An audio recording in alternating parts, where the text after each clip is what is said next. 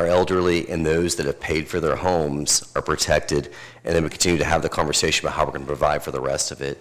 And really, we should be able to do that without raising other taxes. Thank you. If tax revenues are significantly reduced, which specific state agencies or services would you prioritize for budget cuts or consolidation? I think you probably have to start with those that you cannot cut. So when I served in the state house, I was in there for 2 terms in which we had to cut agencies. And we call that across the board cuts. And you're digging through couch cushions to try to find pennies and quarters and dollar bills to try to fund those agencies. And there's across the board cuts. I don't think we can sit here and say there's agencies that we should be able to look at and say, you absolutely need to cut. What we should be looking at is where should we be protecting first. I think it's public education, mental health, public safety. Those are areas that we have to absolutely necessarily protect. And the rest we have to look at and say, where can we protect against waste? And where do we have current waste? We've seen mental health and DHS lose money. And all of a sudden the legislature comes up with a plan to pay it back.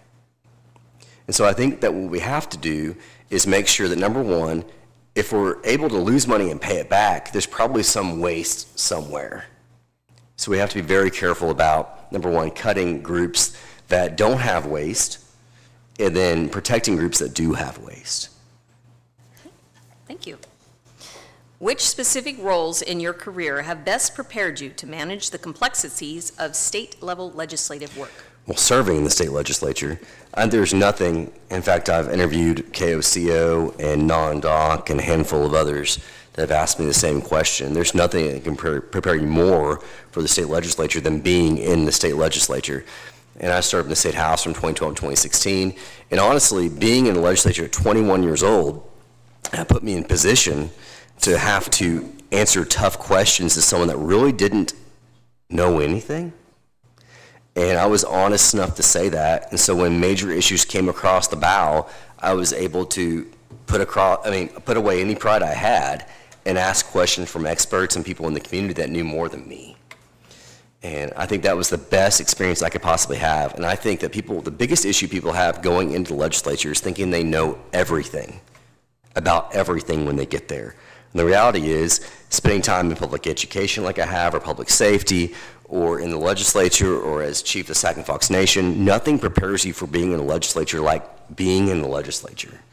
And knowing the process and knowing what you have to do to get things done, and understanding that there's really no training wheels you can possibly have. When I was elected in 2012, I was elected at the same time as a 70-year-old. We shared an office, we shared an assistant, we had the same learning curve.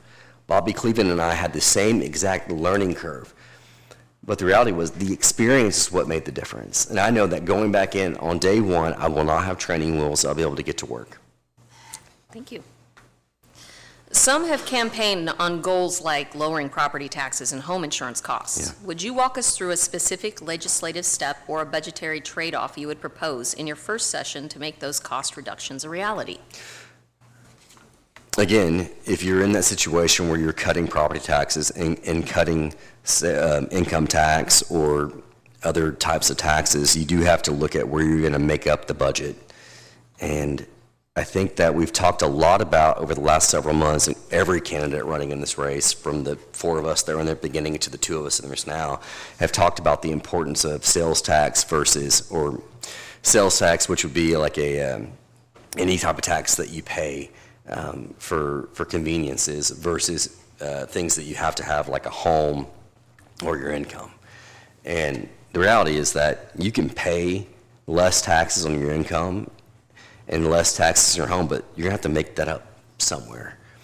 And when you start talking about raising taxes on, well, in Oklahoma, we've taken away the tax on grocery taxes on the state level, but in our community level, cities and towns, we still have that tax. And so if you want to raise that tax elsewhere on clothing or cars, or you can start having those conversations. And I mean, I think that you have to be willing to do that if you're going to cut those. And so, I mean, right now, I don't see a path forward until we come to an agreement as a legislature or as a community on doing that.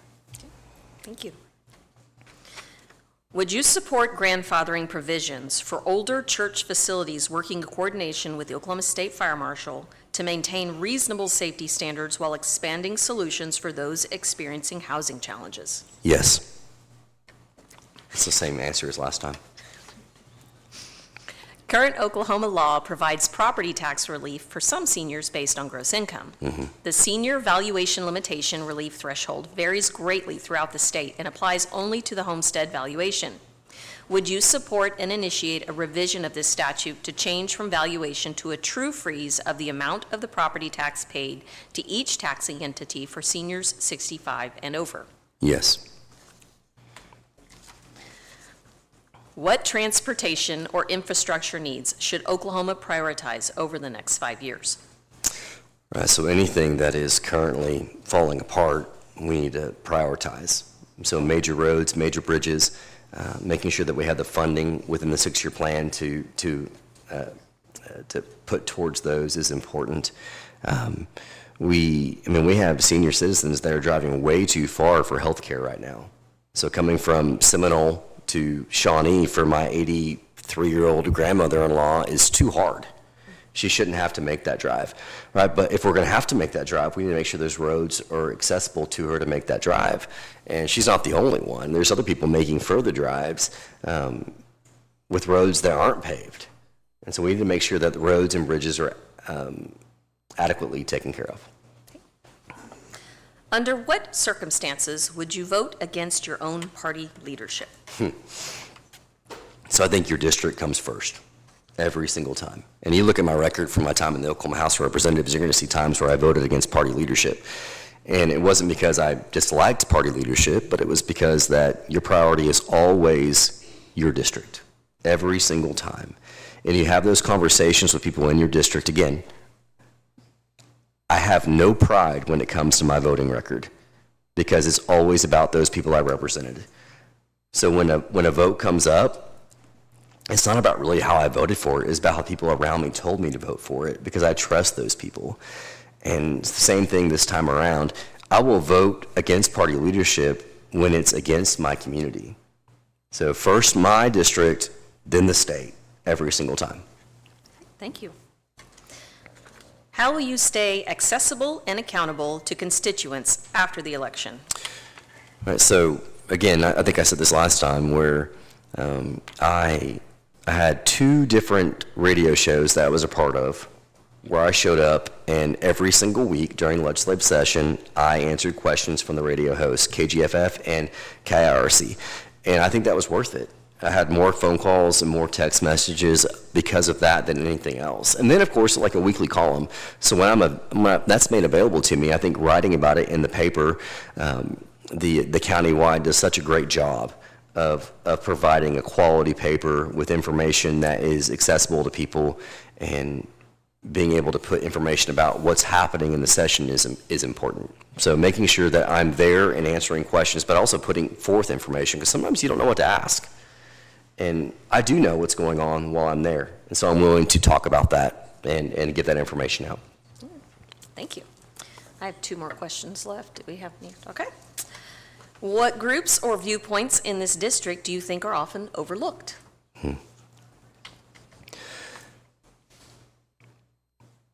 Overlooked. So anyone that doesn't speak up is going to be overlooked. And I do know that our local parties do a good job of reaching out and asking questions. I think that the only group that's overlooked is the group that's unwilling to speak out. And I should say that it's probably fair to also say that they're overlooked when the person that's currently representing them is not willing to answer the questions. And so I hope that, Lord willing, here in a few weeks, when I make it to the primary, and then in a few months when I make it to the general election, that these groups are no longer overlooked because there's someone there that's willing to listen to the questions that they have and answer those questions. Thank you. All right, last question. If elected, what measurable result do you hope voters can judge from you in 4 years? So it'll be 2 years for the state Senate seat when I'll have to be up for re-election, and I hope what they see is a major improvement with the connection between career tech and public and K through 12 education. I think that right now, the major issue that we have in public ed is that we have students that don't have anything to look forward to. And I think career tech bridges that gap. And I'm hoping that within the first few months of being in the legislature, and honestly, over the last several weeks, my results were so promising in the primary that I've had state senators across the state reaching out to me, asking me what my priorities will be when I get there. And Lord willing, I get there. I've often talked about the importance of connecting career tech with Common Ed. And right now we have juniors and seniors that have out a 50% clip that are becoming a part of career tech and graduating from career tech. And I think we can get that closer to 70 to 80%. We start that instead of in junior or senior year, that we start that in your 9th grade and 10th grade year. And we give that access now. I think that's something I can do on day one, get into the legislature and start working with career tech and Common Ed and having those conversations, because the number one issue is that we have students showing up to high school with no outlook. They don't have anything they're looking forward to. And I remember being in high school and thinking, I'm going to go to college one day. That's what my parents encouraged me to do. I wanted to be a teacher, or I wanted to be a cop. There was something I wanted to do. But a lot of our kids, they don't have any path they're looking forward to. So if we allow them the opportunity to look at all sorts of different paths forward, I think we start setting them up for success. Then we have better results across the board in Common Ed. And so day one, my hope is to better connect Common Ed with career tech and give students a better access to career paths going forward. Okay. Thank you. That concludes the question portion of this forum. You are now allowed to have your concluding thoughts. I feel like that was a lot quieter than last time. Yeah. It's funny, when you're in a room full of people, and we had 4 qualified candidates here last time, and you're able to hear their answers and you're able to bounce things off them. So I'll be, transparent with you that it's a lot harder when you're by yourself up here trying to answer questions without anybody else speaking into the issue. And so I do hope that when people listen back to this or read this in the newspaper, or those of you in this room understand that we have an important task in front of us. And that important task is moving Oklahoma forward. And I do think that I'm best qualified between myself and my opponent to move Oklahoma forward. And what that means is working with groups across the board, making sure that our vested interests are in the best interest of the state. And that means, number one, being honest, transparent, and genuine with the people that you represent. So I hope that you guys see that by me being here, that I'm honest, transparent, and genuine, and I care about the issues that are set up for us. Oklahoma is different than it was a decade ago, but many of the issues are the same. And a lot of those issues are the same because people aren't willing to take on the hard issues. And I want to tell you right now is the difference between me when I was 21 and the difference between now at 36 years old is that I'm able to take on the hard issues, and I've been battle tested because of my time in the legislature to take on the hard issues. And that's why I'm the best candidate for this role. Thank you. We'd like to thank you again for coming, Yes, ma'am. Justin. We really appreciate you joining us here today. I believe that we will take a short break and move on to the Shawnee Commissioners race. And, don't go anywhere. Thanks. Thank you, everybody.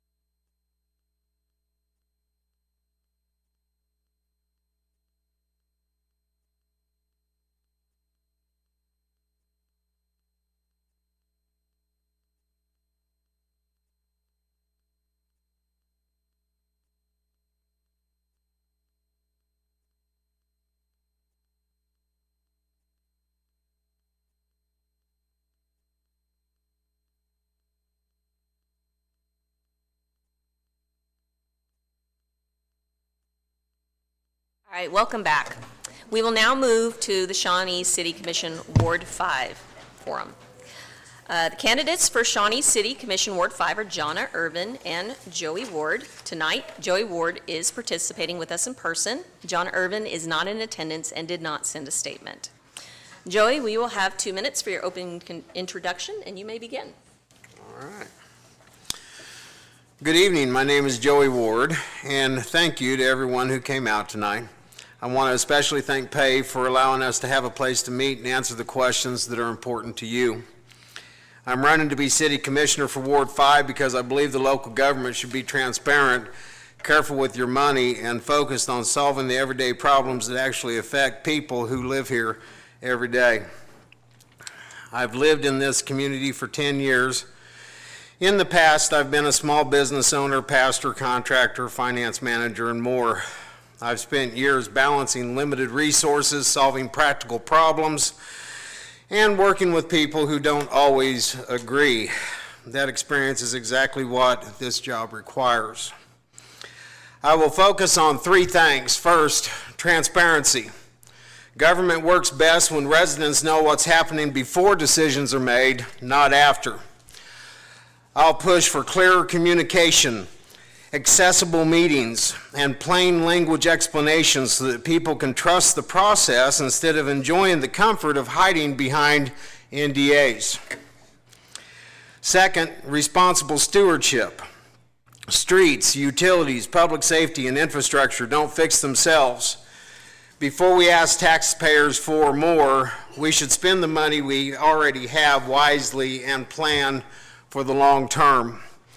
I'll treat the city budget the same way I treat my own and the budget of the church very carefully. Third, real community partnership. The best ideas don't always come from City Hall. My goal is to make sure neighborhoods, local businesses, and residents have a genuine seat at the table so we solve problems together, working together as a team. I'm not running because I claim to have every answer. I'm running because I'm willing to listen, ask, and do my best to answer the difficult and hard questions and work with others to find practical solutions. If you elect me, you'll have someone accessible, prepared, and committed to representing this entire community, not just the loud voices. I'd be grateful for your vote on August 25th. And I might add, it's also my mom's 80th birthday, so give her a good birthday present. Thank you. We will begin with the questions. Do you support extending the city half-cent sales tax? Why or why not? When I get in there and I kind of see exactly what this half-cent sales tax is going to be about, I feel like that we get taxed to death in Shawnee. We have one of the highest tax rates in the state. And so I think that any kind of tax increase like that, I feel like should really just be a vote of the people, and they make that decision because your vote matters and your voice matters. And it seems like here lately it hasn't mattered a lot. All the decisions are just being done behind closed doors. So I want people's voice to matter from here on out. Thank you. Do you support building a new park in Northwest Shawnee with a pool and exercise facilities?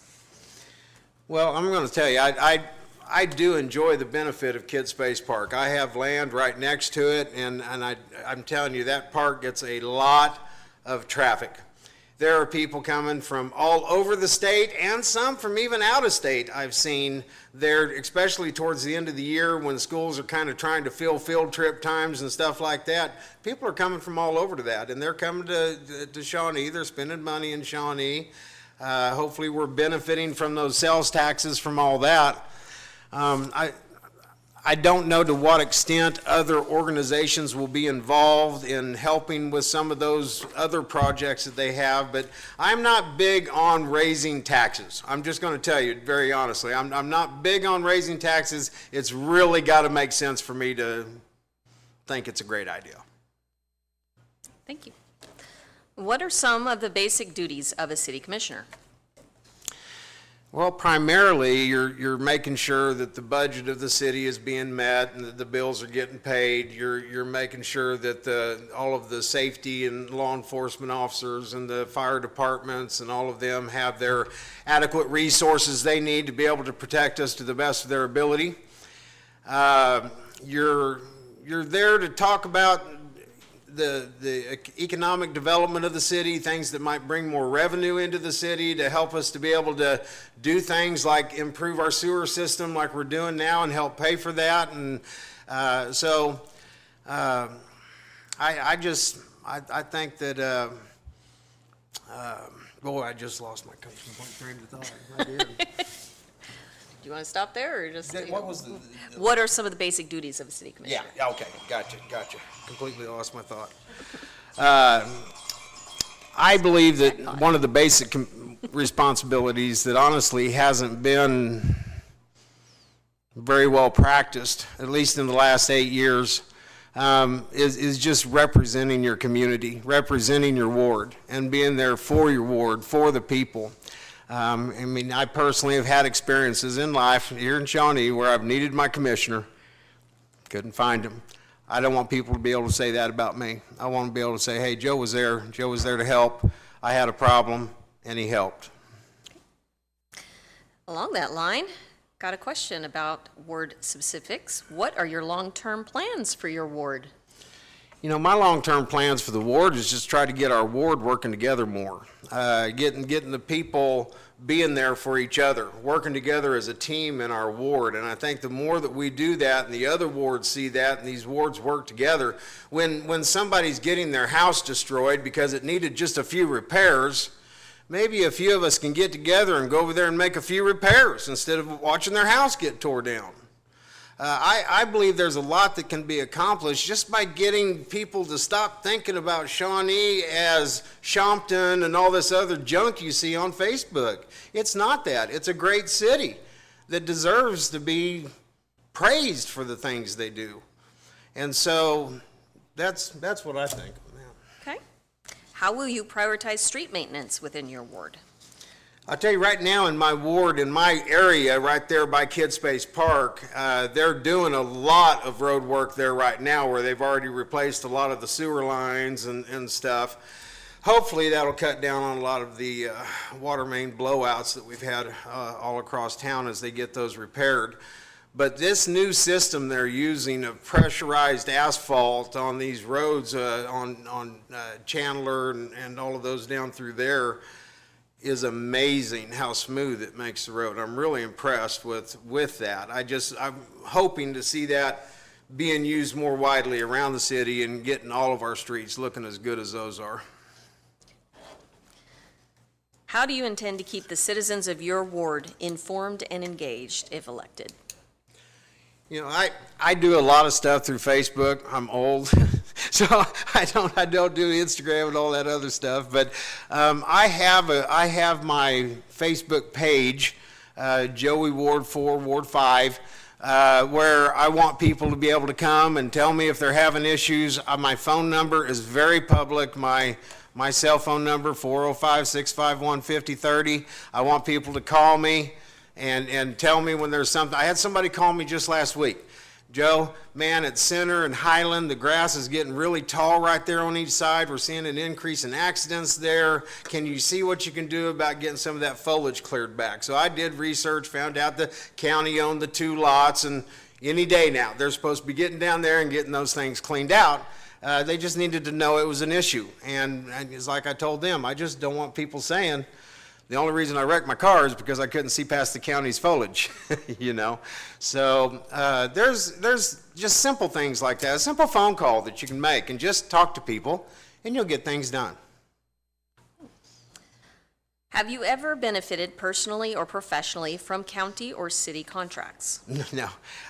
First of all, I haven't been in office or anything through the city contracts. Now, if I guess technically, a few years ago, there was an issue with the city damaging some of my property that they had to reimburse some landscape damage for and stuff, but that was a totally different thing, had nothing to do with politics or anything like that. It was just some things that they had to take care of. And so But no, I have not benefited by anything that I'm doing. What do you know about the current financial condition of Shawnee? For example, the budget, amount currently in all of the accounts, current expenses, current payroll, etc. There is some of those things that I'm going to have be a lot more privy to when I get in there, and I've tried to look at some of them, and honestly, a lot of that as I get in there and I learn what budget is for what thing and everything else, it's going to become much clearer to me, I'm sure. I think anybody that would come up here that's never done the job and act like they know everything about it is not being very genuine with you, okay? There are an element of things that I know that I'm going to have to learn. But I know that as a pastor, as other business owner and other things that I have done, as far as handling a budget, that's no problem. I do appreciate the fact that the city has been very responsible about having money set aside for a rainy day fund, basically, an emergency fund. I'm glad that they're being responsible with that. But yeah, I just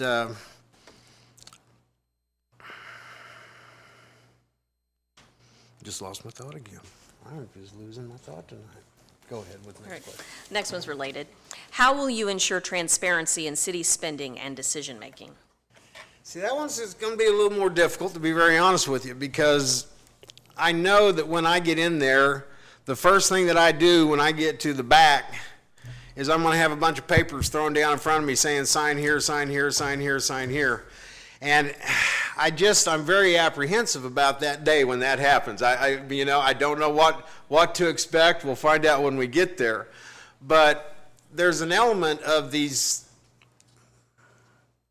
meetings and things that are done in executive sessions. When they go back there to talk about them, they don't put a clear description of what it is that they're going back to talk about. They're supposed to, according to the Open Record Act. It's not supposed to be a mystery, basically. At least some general idea of what they're going back there for. And they don't do that anymore. They just put case numbers on there or stuff and try to justify it that way. But no, I believe, I was looking at a newspaper article from way back when the Lions ball field was first being done and being talked about in the commission.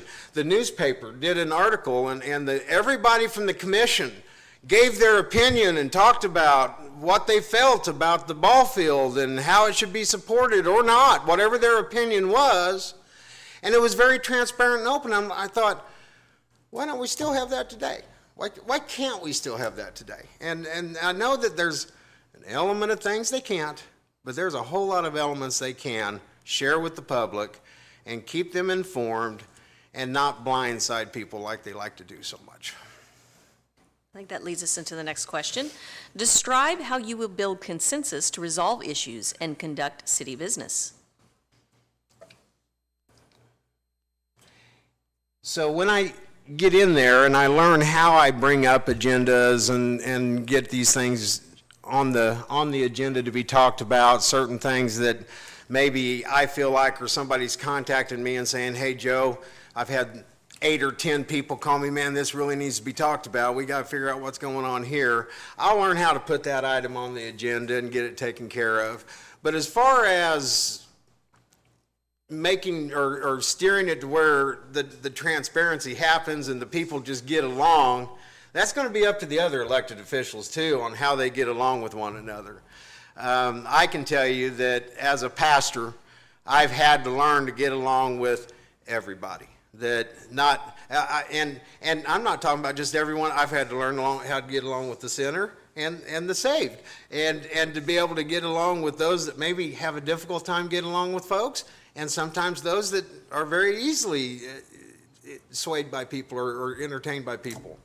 And so I think that when I get in there, I'm going to bring a voice of reason to the commission when we are discussing these things, and I think I'll have a input that will help not necessarily stir the pot. That's not what anybody's goal should be, to go in there and stir the pot, but to go in there and just be the voice of reason on some topics that are very important to Shawnee. Thank you. What is the most important issue facing Shawnee, and what are your ideas to solve it? There are several issues right now that are going on. I'll tell you, one of the big ones is what's going on with Santa Fe Depot and the Pottawatomie County Historical Society. I've been well informed on things that are going on there, and I know that one of the first things that I would request is I'd like to know how much money our city attorney has made on this case so far in the last 4 years, and maybe have some comparisons to what it would have cost us in the beginning and what have you. And because right now, for me, it only feels like one person's making money on this whole deal, and it ain't anybody from the city, But well, it ain't most people from the city. But anyway, so I just I think that there's gonna be some things that we get back there and we're gonna butt heads on. But you know what? Sometimes we need that to get things worked out and make it work for our constituents and for our city, because it's not about us. It's about our people. Thank you. What is the hardest truth facing this city that citizens avoid discussing?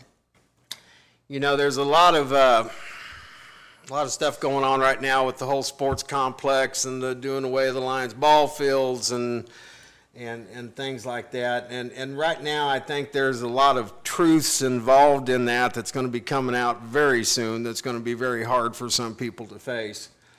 And I'm sure there's other things, and I'll learn what those things are as we get in there and as people talk to me. I've put it on Facebook. Guys, if you have a problem, if you have an issue, if you got something going, call me, reach out to me on Facebook, do something. And I'm begging people to tell me what's the things in Shawnee that you see that I need to be aware of. And it sure makes it a whole lot easier when you communicate with me to have the answers you're looking for when you ask me to. Which city department is least efficient, and how would you fix it?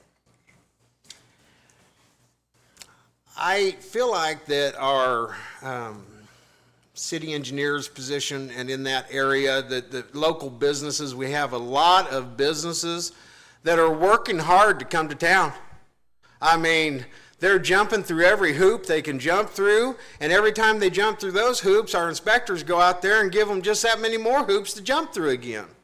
I've had business owners that wanted to bring more businesses to Shawnee that have said they're not going to even try to bring businesses to Shawnee because our code enforcement is so difficult to work with.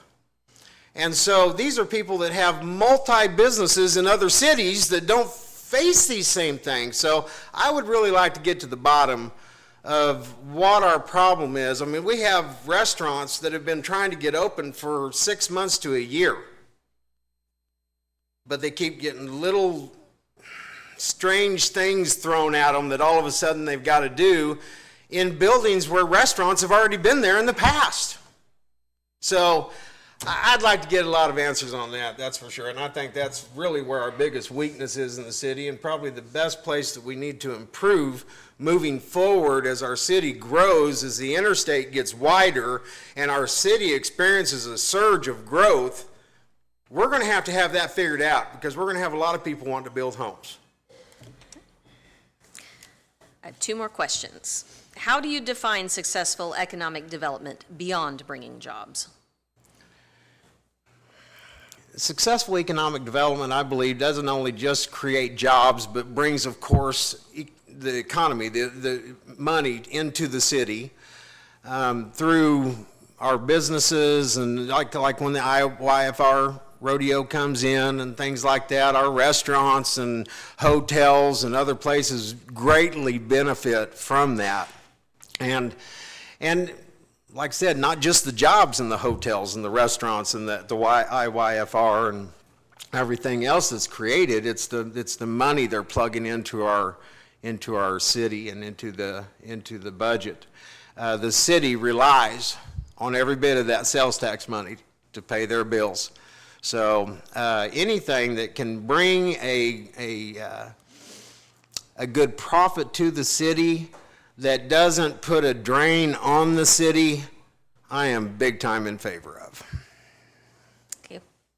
What was the deciding factor that made you decide to run for city commissioner?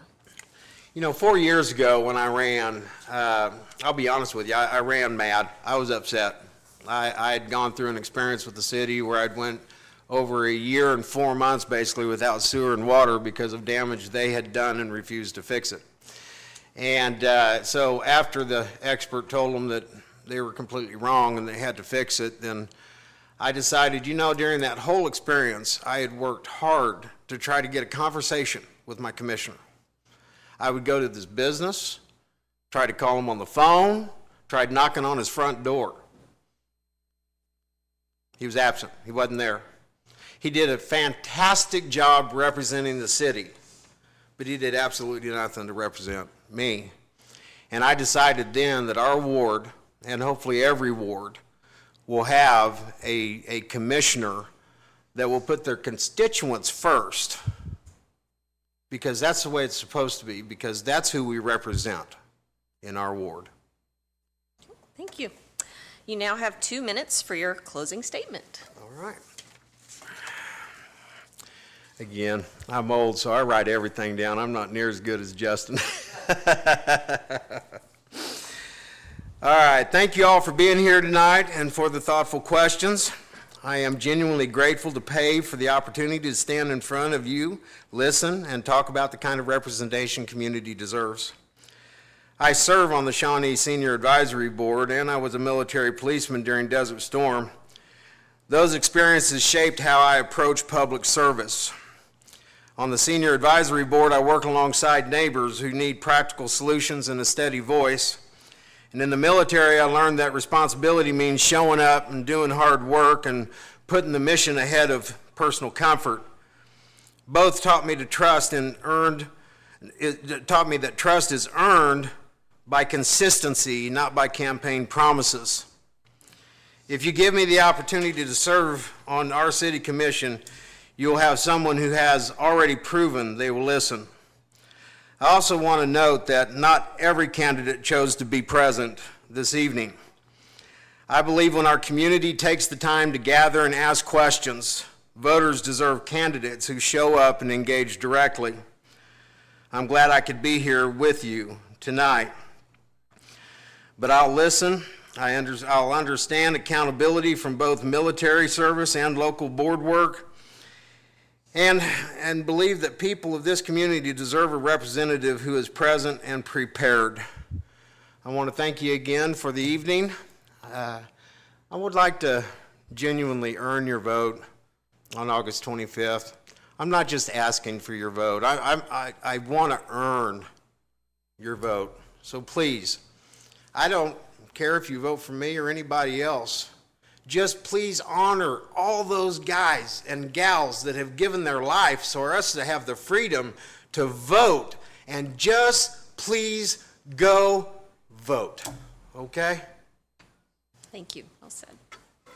Thank you to all of our participating candidates tonight. And on behalf of PAVE, we sincerely thank everyone who attended tonight's forum, submitted questions, participated respectfully, and took the time to become a more informed voter. Community engagement is essential to a healthy election process, and we appreciate both our citizens and candidates for taking an active interest in the people and issues appearing on the August 25th ballot. And we would also like to extend our heartfelt gratitude to Ryan, our videographer, for the tremendous amount of work he puts into supporting these forums digitally. Thank you again to our candidates who participated in person tonight. Please educate yourself about the candidates and state questions, make a plan to vote, and encourage your friends and neighbors to do the same. Stay informed, get out to vote, and make your voice heard. Thank you, and have a good evening. Thank you, Dan. Oh, thank you. You did much better.